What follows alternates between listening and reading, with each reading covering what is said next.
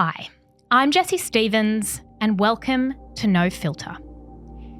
The conversation I'm about to share with you, which we recorded last week, was the most impactful of my career. I have not stopped thinking about it. Our guest today is Dr Mohammed Mustafa, known as Dr Mo, a Perth-based emergency doctor born to Palestinian parents and raised in the United Kingdom. In the last 18 months, he has embarked on 2 medical missions to Gaza. While there, he did something he wasn't meant to. He pulled out his phone, he filmed, and then he published those videos to social media. Dr Mo brought global attention to the suffering of Palestinian civilians, especially children. Alongside him, we saw the aftermath of a bombing. Children with no access to pain relief or surgeons. Hospitals with barely any resources running on the desperation of doctors whose lives were also at risk. Conversations about children suffering in any context are the hardest and the most necessary stories to listen to. That is what this story is. It includes graphic descriptions of the injury, suffering, and death that Dr Mo witnessed firsthand. It's confronting, and it speaks to the human toll of an ongoing, heartbreaking conflict that has claimed tens of thousands of lives. No one tells Dr Mo's story better than he does, so I will leave that to him. Here's my interview with Dr Mo. Nothing can prepare you for Gaza. Gaza is just different. You have no idea whether you're going to be alive, whether you're going to be bombed. The level of injuries that you're seeing and the lack of medical equipment, the lack of food, the power outings and the cuts and electricity. I mean, it is a scary place to go and work. I didn't want to leave Gaza. I really didn't want to leave. I wanted to stay and I wanted to continue working. I was told that I needed to leave for my own safety because, I was going viral while I was there and I was posting lots of videos and people were worried for my safety. Hello, Dr Mo, and welcome to No Filter. Hello, thank you for having me. I wanted to begin today by asking, I know you've been on the ground in Gaza. You have seen things that most of us could never imagine. For most of us, this is headlines, this is Instagram, this is images that maybe we can put our phones down if we want. But for you, I wouldn't want to put words in your mouth, but it's a live trauma. How are you today? How are you going emotionally, psychologically? So I don't want to make it about me, and I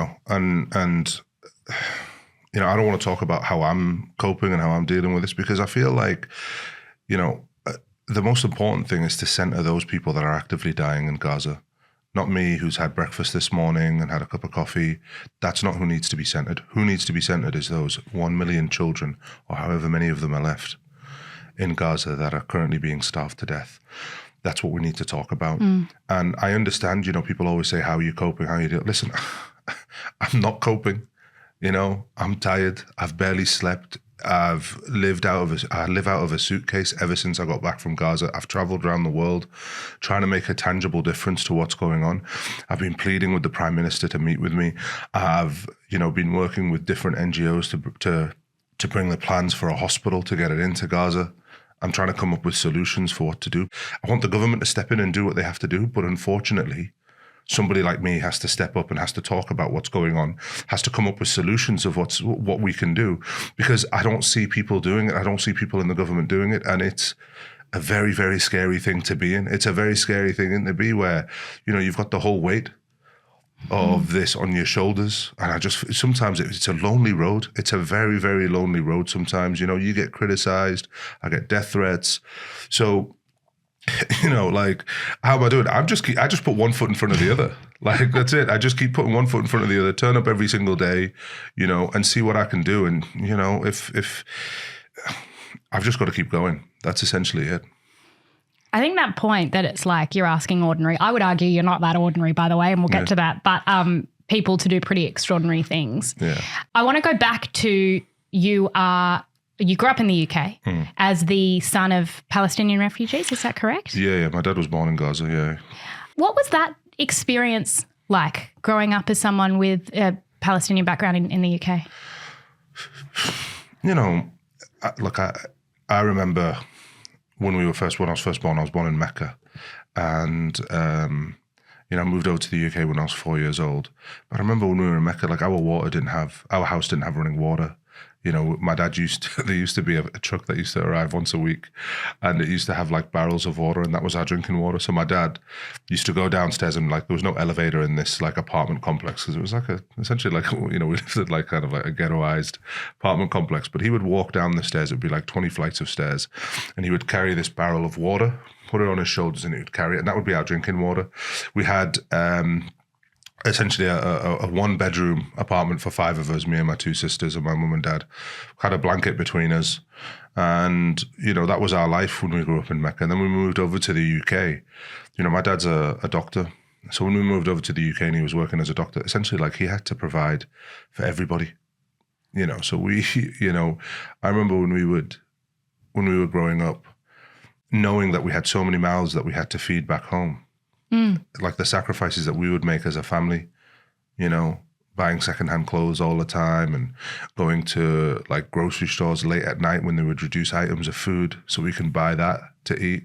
I mean, that's what it was like. But, look, my parents gave me an amazing life. I never once went hungry or anything like that. And, my dad now is like the leading fertility specialist in the whole UK. Oh, wow. So, we're okay now. But, from where we've come from and where we are now is night and day. But that's what it's like growing up as a refugee, and not just like as a Palestinian, but anywhere in the world. Like when you get, stripped and taken out of your home and have to start with nothing. My dad didn't own a pair of shoes till he was 15 years old. He used to be barefoot up until the age of 15. His trousers or his pants that he used to wear were, those USA Aid flour bags. They used to cut a hole in it for his legs, and then they used to just tie it up with some string, and that would be his trousers.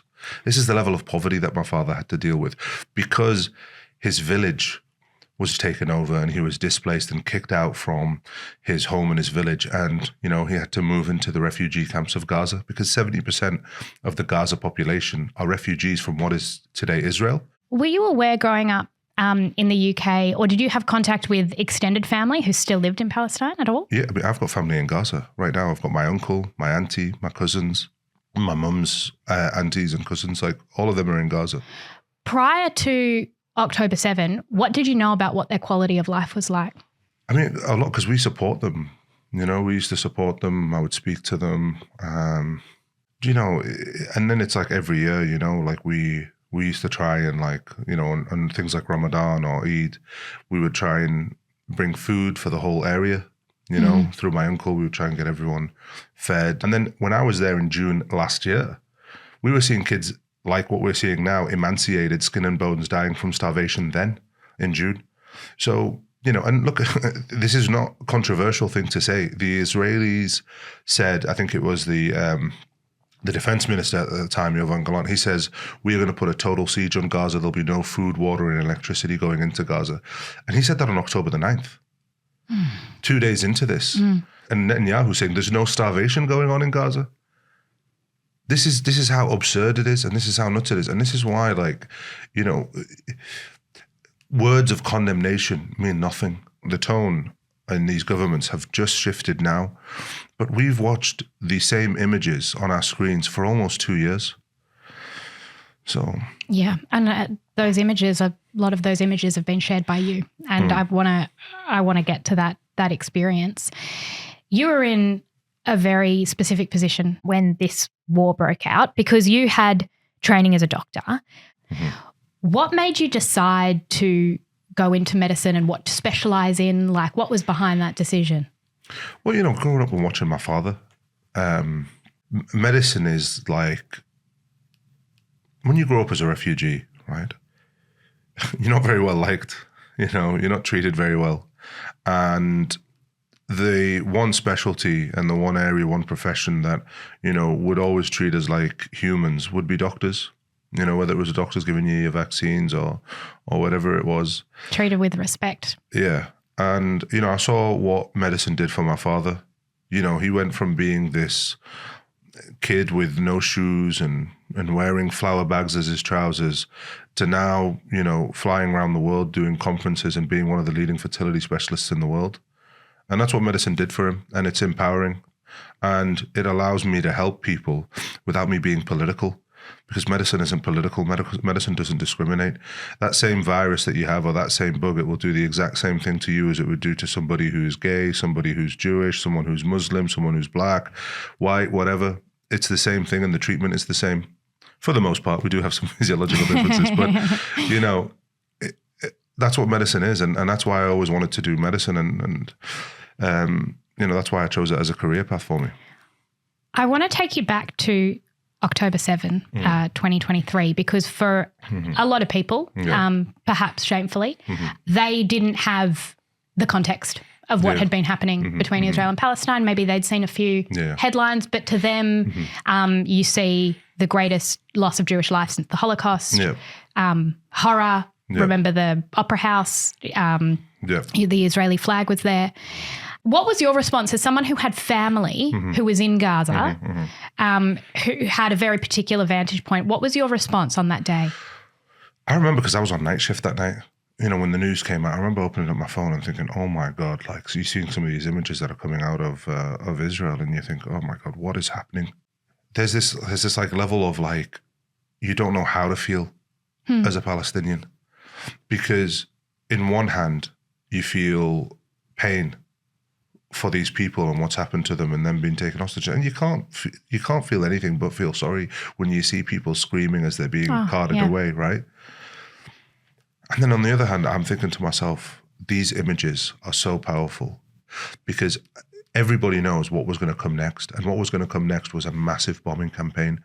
Put it in the context, in the first, before the first ceasefire in November, so the first, I think, about 30 days, 24 days, the Israelis killed 1,900 children.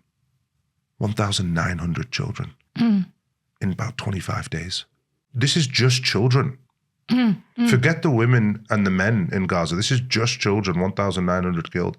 And, look, I don't ever want it to be about a competition of you've killed more than us. And but what I want people to see is if your heart breaks and bleeds for what happened on October the 7th to people there, how can your heart not break for what's happened to these children in Gaza? How can your heart not break for the largest cohort of children amputees in the world?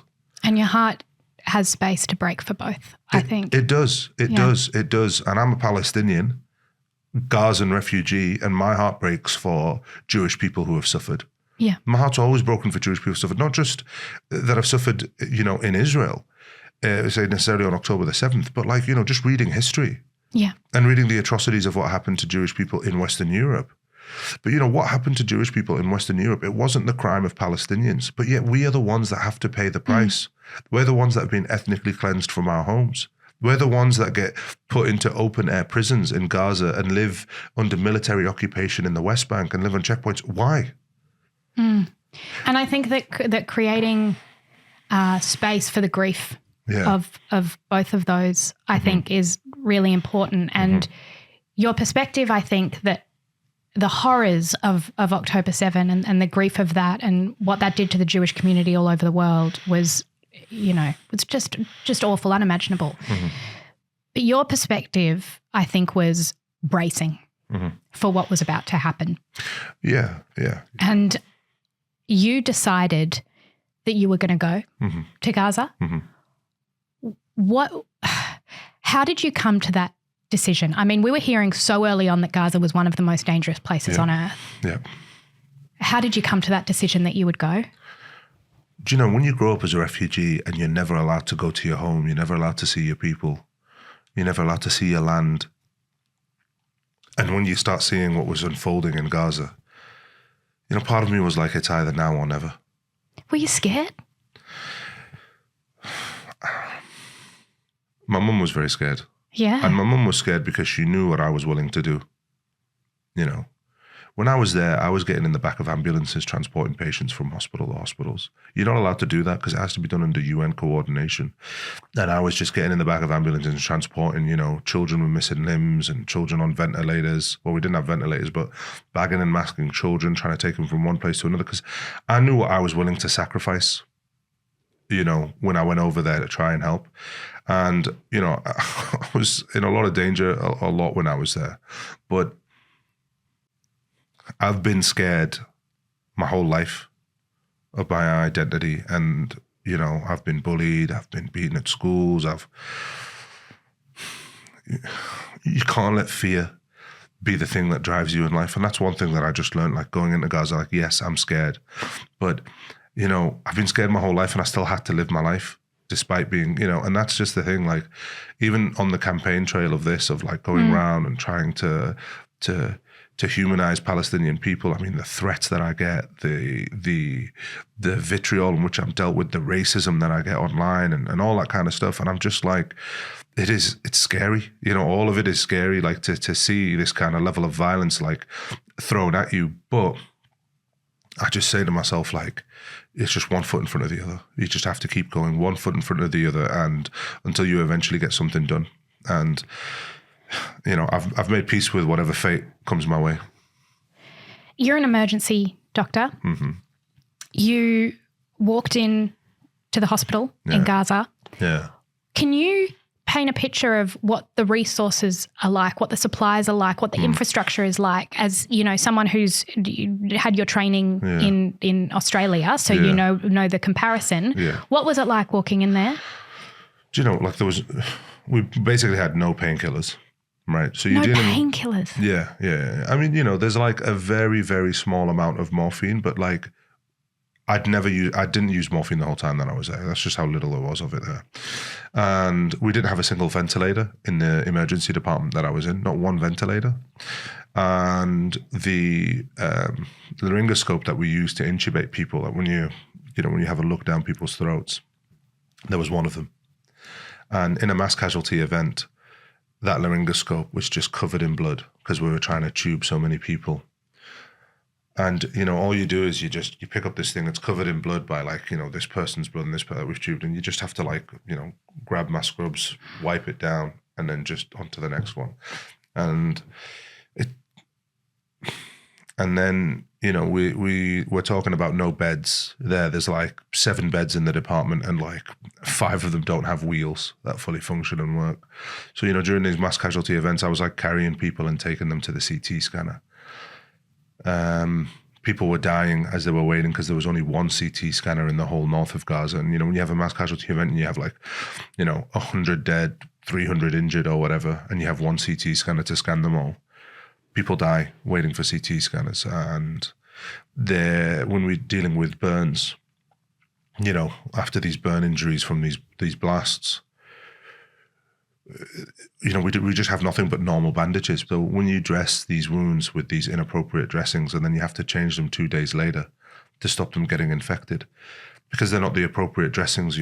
As you're pulling the dressings off, you're pulling whatever formed of tissue or skin is formed, and you're doing this without any painkillers, and these are children, and you're literally pulling their skin off every 2 days, and the screams.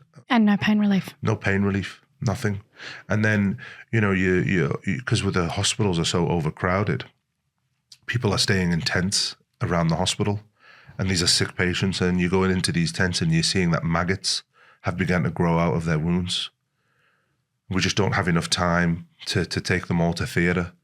And, if you've got 100 people that need surgery today, tomorrow there's another 100 and another 100 and another 100. A lot of people will have had a lot of arguments with either family or friends over the last few years. Yeah. And one of the arguments that comes up, and there are more than 2 narratives, there are a lot of competing narratives, would be, I have heard this, I've seen it published, Hamas is hiding under the hospitals. So maybe that is why. There's a disproportionate amount of health workers who are hurt because Hamas wants their own people to die. They talk about human shields. We've heard these stories.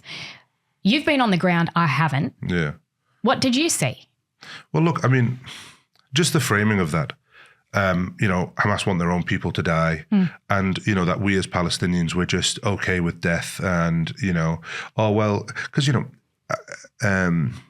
there was a Israeli prime minister. What was her name?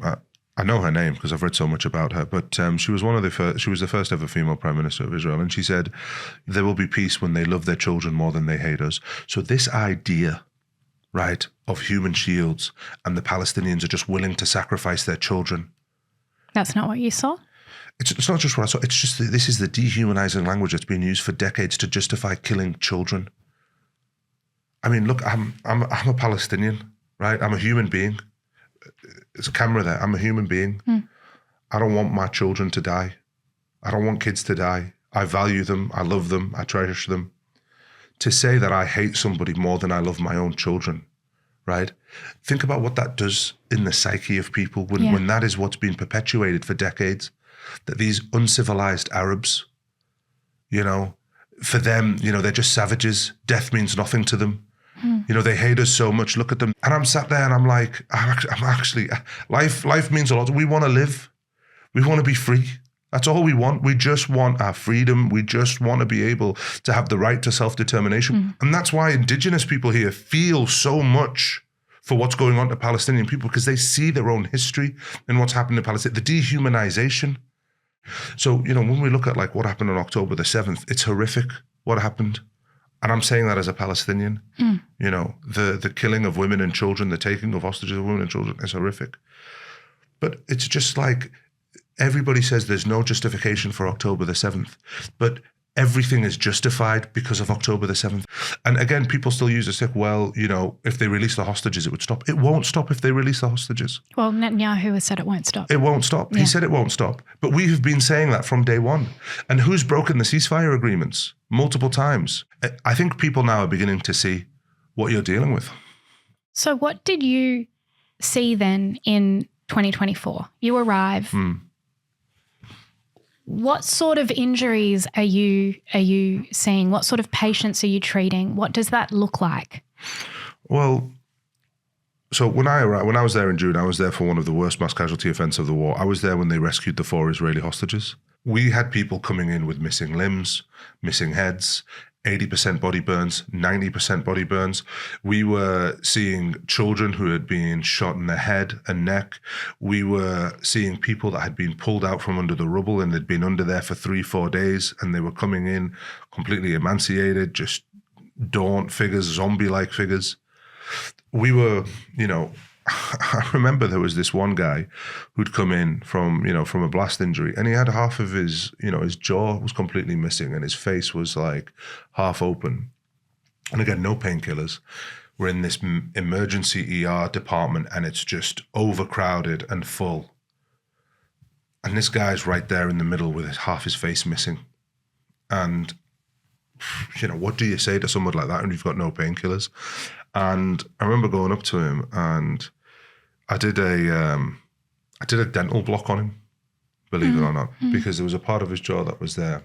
So I did this thing called an inferior alveolar nerve block, and I did a superior alveolar nerve block. But I was like, literally, I pulled up like literally a piece of meat that was dangling off. The skin had come off, and it was like a piece of his like cheek muscle, and I pulled it up, and I got my needle, and I just tried to position it because you don't have any anatomical landmarks. His face is all mangled, and I injected him with a local anesthetic, and I just paused for like 30 seconds, and then he looked at me and he went, "Yislam yadayka, doctor," which just means like bless your hands, doctor. And I said, I said, how does it feel? He goes, it's gone numb.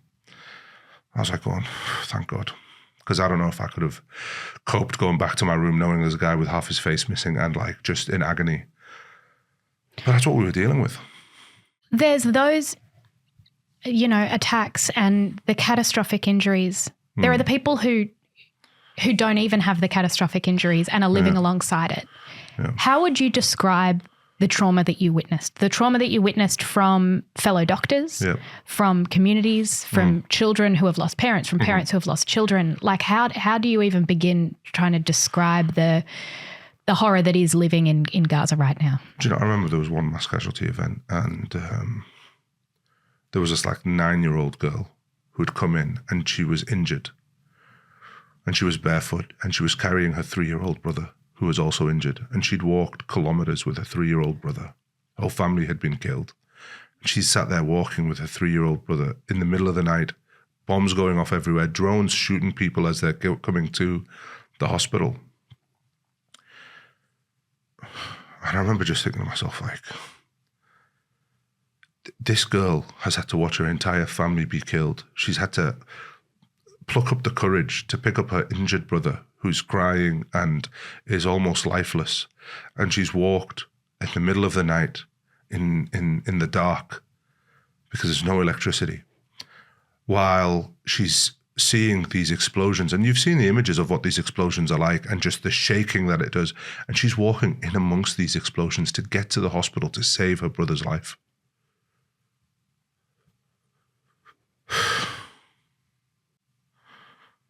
You know, I just said to myself, like, I wonder how alone she feels in this world. And I remember thinking to myself, like, how alone I feel here. Just, you know, these people are coming in. We have no equipment. We have little to no staff to deal with the amount that are coming in dead and injured. And this little girl is just carrying her little brother, wanting somebody to help her. She probably hasn't eaten. She probably hasn't drank. I don't even know if we can save her brother. And she is scared, and I'm scared. I'm scared. And I'm the grown man, and I'm scared. And I'm just like, I have to be brave. But I'm just, you know, I'm just sat there and I'm just like, somebody needs to help us. We can't have, this is a slaughter. It is a slaughterhouse here. These children and men are being slaughtered. And, you know, I'm just sat there and I'm just like, oh, is this the best that we have is me? Why can't there be somebody better than me here that can be here, can save them? Why can't someone stop this carnage? But, you know, I just had to keep going. And, sorry. I'm so sorry. Sorry. Do you know, sometimes I think I'm better. I think I can talk about it and not break down, but, you know, it's just hard. With what you're describing, I'm going to inject some absolute naivety into it, which is I'm sitting here in my comfortable Sydney studio wondering, why can't we have resources? Yeah. Why can't we have enough baby formula for the babies? Yeah. Why can't we, why... Yeah. Can we not just load your suitcase, right? Yeah. When you entered those hospitals, what could you bring? Can you bring aid? Can you bring supplies? No, can you bring the painkillers? You can't. You know, we've had doctors just recently who were stopped and because they tried to bring in baby formula and the baby formula was taken out of their bags. Was there a reason? Was there an explanation? The reason is they don't see these people as human beings, even children. We keep trying to rationalize what they're doing. Why would they say no to baby formula? There's no reason why you would say no to baby formula. No reason whatsoever. I'd never cry. You know, it's different for me compared to other people because I'm a fluent Arabic speaker, you know. So, and I work in the emergency department, so I'm right there when the disasters happen. I'm right there when the carnage ensues and people talk to me. And, you know, I'm going out in the marketplaces and I'm doing food shops for the staff and getting some food for them and things like that. So I lived the life in and amongst these people. Do you know what I mean? I would stay at my uncle's house, you know, not in the safe house, not in the hospital, my uncle's house, you know? And man, I mean, it's really scary, man.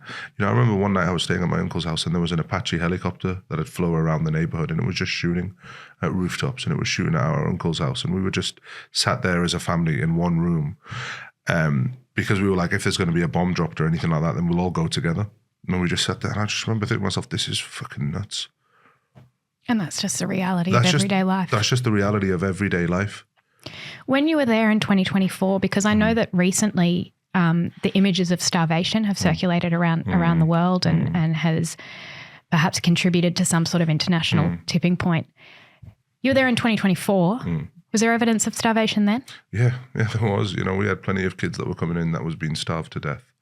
Children that were coming in. You've got to remember, and then we bought with us shampoo and body wash. Right? Yeah, that was gold dust. There was none of that in Gaza. Because remember, there was only 50 aid trucks a day going into Gaza back then. There was no aid that got into Gaza for 4 weeks. No trucks had got in. So you're drip feeding like 50 aid trucks in a day, and then you cut it off for 6 weeks. There's no toothpaste. There was no body wash. That's why skin infections were so rampant.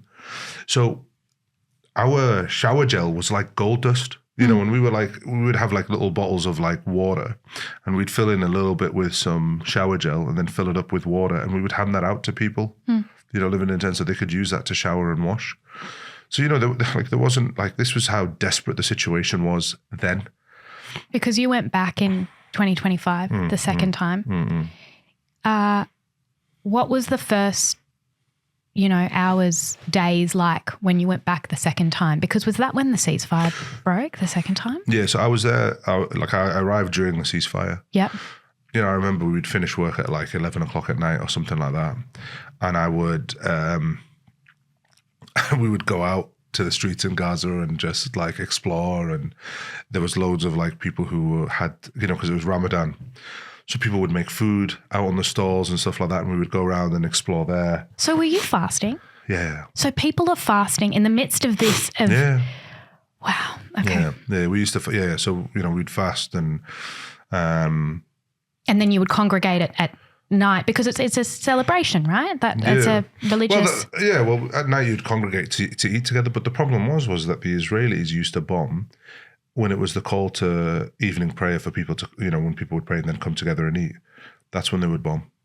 So it would be 10 minutes after the call to prayer when people would be gathering together as families to eat. And that's when the bombings would be at its most intense, would be about 10 minutes after the call to prayer. What happened when the ceasefire broke? What was your experience of that? I mean, that was a horrific night. You know, the night the ceasefire broke, I mean, I'd finished work at like 11 o'clock. I'd gone up to my room, you know, and I was finished texting my mum, family, friends, just letting them know I was all okay. And then 1 o'clock, 1:30 in the morning, just the explosions that you would hear coming from outside. Were you terrified that it was going to hit the hospital? I mean, we were terrified because we just didn't know, you know, you don't know, like comms have been cut. You know, once the bombs start, they cut comms for like however many few hours, you know. And so comms have cut, we don't know what's going on. And all we're hearing is like just the room is shaking, literally dozens of bombs going off in the space of like 5 minutes. And you're looking around and you can see the explosions out from your window. Like that's how close the bombings is. And you just have no idea what's going to happen next. Because remember, you going in during the ceasefire, now the bombing has started. You know, I mean, I knew going in the second time round, it just so it happened that I was always planning on going back, but it just so happened that I went back during, say, the ceasefire, but I knew the ceasefire was not going to hold. And what do you see in the aftermath of that? In the hours, you're an emergency doctor, you must be bracing yourself. We had, I remember just like these families coming in and these mothers coming in, and they would bring in plastic bags, and it would just be their children, just organs that were left of their children and body pieces that they'd gathered and they'd brought in plastic bags. And they would have a plastic bag of one of their children, and then they'd have their other child that they would carry that would be injured. And, you know, you just sat there and you think to yourself, what is going on here? Like, what? How do you triage? How do you decide when you are that overwhelmed, you have no supplies, barely any staff? Yeah. You went into this, I would imagine, to save lives. That's why doctors go into it. Where do you begin with children that need you? It's difficult for me compared to other people because those children, they look like me. You know, I'm a Gazan guy. And, you know, when I'm there in Gaza, most people don't believe I'm an international doctor. They think I'm from Gaza.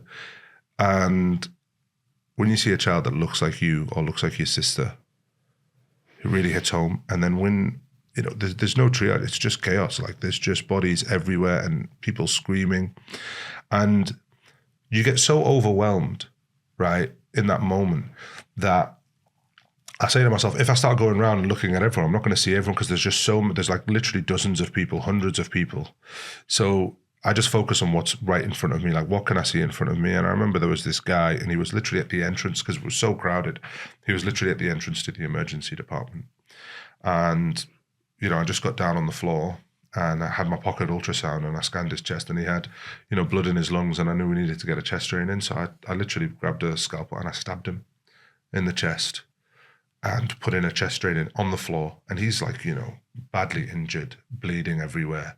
And I'm putting this chest drain in, securing the tube. Once I've got that in, I'm with one of the nurses and I've told him to stay with him, and I'm going to go see if there's anybody else that's in a critical condition, because I've got the ultrasound to see if I can scan more people, see who's in critical condition, who's bleeding out. But I remember, I had to go carry this guy to the CT scanner. And I got him to the CT scanner and we scanned him in the CT scanner. And we scanned his head initially, and then we were about to scan his body, and he died. Died on the CT scanner. And we literally didn't even have time. We just literally put him down off the CT scanner, and then we got the next person on there. And the next person was this woman who had her intestines hanging out. That was the next person that we were scanning. And it's just carnage, just total carnage. And, every day you're losing staff in Gaza because doctors and nurses are being killed every single day in Gaza. So, you don't know what's going to turn up, what kind of workforce is going to turn up the next day. Are they being killed in the bombings? Is that, yeah. Yeah, they're being killed in the bombings as well. So you just, you go into this and you have no idea, one, who the staff that are going to turn up today, what kind of mass casualty event you're going to see, what kind of bombs they're going to use today. Sometimes, when they burn the journalists in their tents, is a certain type of bomb. They sometimes use bombs that cause shredding of people, they spit out these blades. Had you worked in war zones before this? Had you, what sort of hospitals had you worked at? I'd worked at refugee camps before and stuff, but never in a war zone. But, I'm a young guy. I'm young in my medical career, and it just so happened that this was the first big major conflict event where I was in my training. I was, ready to deal with quite a lot. And how did it compare? You've been to refugee camps, which is not like your hospital in Australia. Yeah. I can imagine that you had some image maybe of what to expect. Yeah. How did it compare to what you'd done previously? Nothing can prepare you for Gaza. Nothing can prepare you for Gaza. And I think everybody has said that. Major figures in the UN who have been to 30 different war zones have said Gaza is just different. I mean, like I say, you have no idea whether you're going to be alive, whether you're going to be bombed, the level of injuries that you're seeing, and the lack of medical equipment, the lack of food, the power outings and the cuts and electricity. I mean, it is a scary place to go and work. And the guilt when you leave Gaza, I didn't want to leave Gaza. I really didn't want to leave. I wanted to stay and I wanted to continue working. But, I was told that I needed to leave for my own safety because, I was going viral while I was there and I was posting lots of videos and people were worried for my safety. So you shared those videos, which were incredibly powerful. I mean, witnessing and broadcasting feels like when you're powerless, one of the only things you can do, right? Yeah. What was the response to that? Obviously, within Australia, globally, people are watching it, but did you have second thoughts when you were in those hospitals about sharing it, knowing that was putting you in danger? Well, I remember when I was filming this mass casualty event and we had this doctor who'd come in and, she was an American doctor from a major NGO. She said to me, "You're not allowed to film. Switch that off. You're not allowed to film. It's against the rules." And I remember just stood in a pile of these bodies and I went, "And is this the rules? Is this the rules? Is this the rules that we're playing by here? I'm not allowed to film what's going on, but they can kill these children. Is this the rules? Is this the double standard?" But this is why I was like, we need to do something about this. And this is why I was like, I need to do something about this because it's not working what we have now. We have NGOs that are so scared to talk in case they lose access to Gaza that they won't call it for what it is. I mean, just imagine coming in there and saying, "No, we're not allowed to record what's going on." I'm like, what do you want? Do you want us to die quietly then? What, so they can allow a few ventilators to come in and some small amount, a couple of boxes of antibiotics? Is that why we're not going to film? When people look at this, so many people are horrified and completely overwhelmed in terms of what they can do. Yeah. And you left your second stay in Gaza and you came up with a plan. Can you talk us through that plan and what you need in order to make that happen? I know that I can't stop the bombs. It's not me that's going to stop it. it's going to be these powerful government figures that come together and decide when enough is enough. And, what we have to do as a population is we just have to keep applying pressure. So we can apply pressure for the bombs to stop. That's what needs to happen first, is the bombs need to stop. And there needs to be food and aid that goes into Gaza. But my aim as a doctor was to reestablish the healthcare system in Gaza, and it was to bring in a mobile hospital into Gaza. Now, the whole idea of bringing a mobile hospital into Gaza is this would be under the British, Australian, Canadian, New Zealand, Irish flag. That would provide some form of protection for the hospital, because now it's essentially like a diplomatic base. That hospital now, because it is under the governance of the British, the Australians, which are allies with Israel, that hopefully that would provide it with safety, but it would also mean that we have an unrestricted access line to medicine and medical equipment. And also that what that would mean is when we bring in the hospital, what comes in with the hospital is dozens of doctors and nurses, not the 8 doctors that come in on a Tuesday and the 8 doctors and nurses that come in on a Thursday, and as they get swapped in and out, only a handful of doctors that go into Gaza at a time. This is a self-sufficient hospital. It's solar panel powered. It has operating theatres. It has a pathology lab, pharmacy. It even has transfusion centres in it as well. It has doctors' quarters. It has a kitchen in it. And, I've travelled around the world to try and get these governments to sign on to bringing in a hospital and to take back some level, because they say that they're disgusted at what they're seeing and it's unacceptable.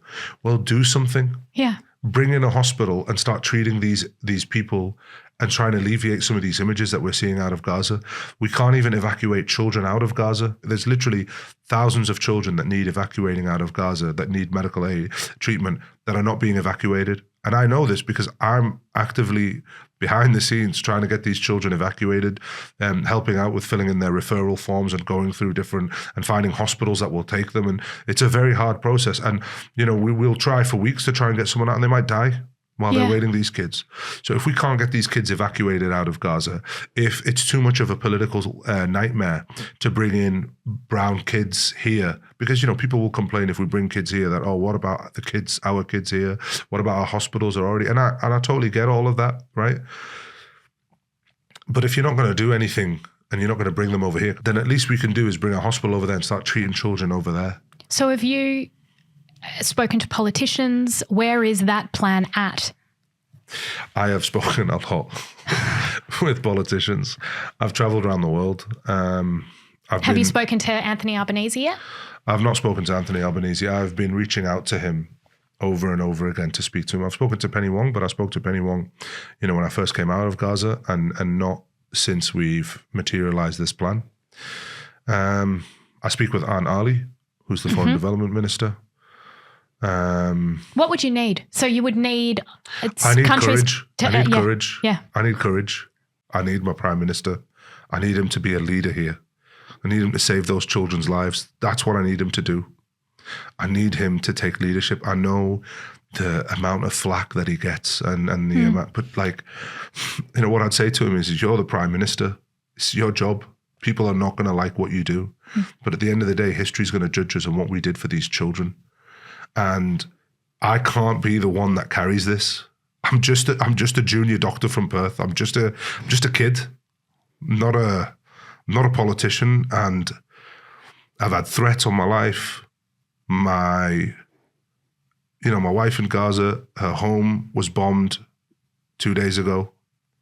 Luckily, she wasn't in it. I'm in awe of that courage, for what it's worth. In absolute awe. Sorry. It's just... And I think that there will be a lot of people listening who want to help. I don't know how you argue with a children's hospital. I don't know how. We just have to keep going. Look, I hate breaking it down, but it's so hard because I watch her every single day and I see the weight that she's losing and I see that she's struggling. And then her home was bombed and then my uncle's home. And I ask them, I say, look, I will stop if you want me to stop. And they just say, you have to keep going because it's needed. People need you to be successful here. People's lives are relying on this. I don't want to be the one that carries this. I want Anthony Albanese to step in. I want him to help. And I'm pleading all the time, just meet with me, talk with me, let's get this done. Do you know, I've got the Irish government on board. I've got the British government talking now with the Australian government behind the scenes. I've got World Central Kitchen on board, and they've said that they would provide the food for this hospital and they would feed all the doctors and nurses. I mean, I'm just a kid. I'm just a 35-year-old junior doctor. And if I'm able to do this, you could do this with one phone call, Anthony Albanese. And look, I know I'm simplifying it and saying with one phone call, but like, you can be the guy that leads this, right? I'm trying to do this, and I've got my family's and my wife's life on the line here. And it's hard. And it's hard every day getting up in the morning and just reading the abuse and the threats and knowing that your family's in danger, and the amount of family members that I've had killed in the last few weeks in Gaza. Oh, I'm so sorry. And it's relentless, but we just have to keep going, because I just feel like if I stop, then what's going to happen? And, I wish there would be more people that would be brave enough to talk. And I know there's a lot of people that are talking about it, but I don't know what to do. I've been thrown into this. Yeah. I've not chosen this. I've not chosen to be out here talking to people and speaking about this. I'm not media trained. I'm not a politician. I'm not a fundraiser. I've never built a hospital in my life. Yet somehow I've managed to put a blueprint together of how to build a hospital. I've got governments on board of how to do it. I've got an infrastructure in place. I've got an NGO that are willing to do it. I've had to do all of these things since coming out of Gaza, living out of a suitcase. But if I can do these things, right, then our government can do a lot more. If I can get this done, then I just need Anthony Albanese to sit down with me, talk with me, and I need him to take on the baton. And I know this is it's a political minefield. Yeah. This, right? But this is not politics. This is children's lives on the line here. There are moments in your life where you get tested on your character of who you are, right? You can sit there when you have your victory speech after the elections and you can say that we are a compassionate nation and we are built on kindness, but it's not easy to do that. It's not easy. It comes with risks. It comes with risks. It comes with risks. And I'm telling Anthony Albanese, I'm telling him that these risks that you perceive right here, the rewards are so much more. And there's so many more people around the world will be grateful for your leadership here, for your courage to stand up for these people. But it can't be left to ordinary people to stand up. If we can't agree on a children's hospital, then what are we doing? Exactly. I think that's a sense that a lot of people have. Yeah. And in one of the most despairing, apocalyptic spaces, you met someone when you were in Gaza. Yeah. And you are now married. Yeah. What is life like for her right now? What's that been like, that distance and advocating for someone who you just must be so scared? Do you know, like when I met her, I was working in the emergency department and she was there. And, look, it's been 2 years of this where, you have these children coming and they're dying on the floor and stuff. And a lot of doctors have compassion fatigue. There's not the same adrenaline rush when you see an injured child now in Gaza because there's just so many. I can't imagine the trauma that they're living with, how you just get up and go to work the next day. Yeah. And they do it every single day. I mean, credit to them. They get up every single day despite this trauma, right? But I remember just seeing her and she didn't have that compassion fatigue that a lot of people have. She was there seeing every single patient, giving time to every single patient. And I remember just saying to myself, wow, this woman's empathy and kindness and compassion really shine through. And I was just so nervous to even approach to talk to her because I was just she's like this angelic thing walking around, and I didn't know how to approach her. And I remember thinking to myself, right, tomorrow I'm gonna speak to her. I mean, I'd spoken to her, but in a professional context of dealing with patients. But I said tomorrow I'm gonna speak to her and just get to know her a little bit. And then at 4:00 in the morning, we got a call from the UN saying that we had to be evacuated from the north and go to the south. and that the bus was going to be there at 8 o'clock in the morning. So I had to leave at 8 o'clock in the morning before I got to see her. And I remember thinking to myself, yeah, just there's no way that this is ever going to be, And I remember, because, at that stage I hadn't seen my uncle, my cousins, because they were in the south and I was placed in the north. So when I was there in the south, I went to go visit my uncle at his house, and I was going to stay there. And, I said to my uncle, I said, oh yeah, there was this girl at the hospital, but, it's not my destiny to be with her. And he went, no. He went, you call up the head of the hospital and you ask him about her. And I was just like, no, that's just, I was like, this is nuts. Like, I'm sure he's busy, the head of the hospital, like with an entire, there's a war going on here. And then I called up the head of the hospital. It was Dr. Naeem. And I said to him, doctor, there was a girl that worked in the ER, and, I just really liked her. Her name was Noor. And he said, oh, I know her father. Her father is actually an orthopedic surgeon who works with me. He goes, I'll speak to him. So he spoke to her father, and then a couple of hours later, her father called me. And he was like, I heard that you're interested in my daughter. And I was thinking to myself, well, this is getting real serious. Like, I just wanted to talk to her. And, we sat there, we spoke on the phone, and then he just said, like, look, before I talk to her, I want to meet you in person. So he came from the north of Gaza to the south of Gaza. And he came, because there's only one road that's open, and it's the sea road. So he came via the sea road to where I was at my uncle's house. And then he spent like 3-4 hours with me, just talking to me and getting to know me. And the next day he went and he said, I'm going to go speak to Noor. I like you. I think you're a good guy. He goes, I'm going to go speak to Noor. So he spoke to Noor, and Noor said yes, that she would meet with me. So then the next day he came again with Noor, and she came from the north to the south. And remember, it's so dangerous, like traveling from the north to the south. And they came, and, me and her, like, were in my uncle's house. And it was so funny because they gave us like a room for me and her to sit in and to talk. And my cousins would like knock on the door and like bring in like coffee, and like, so he's just like, how's it all going, guys? You two lovebirds. And,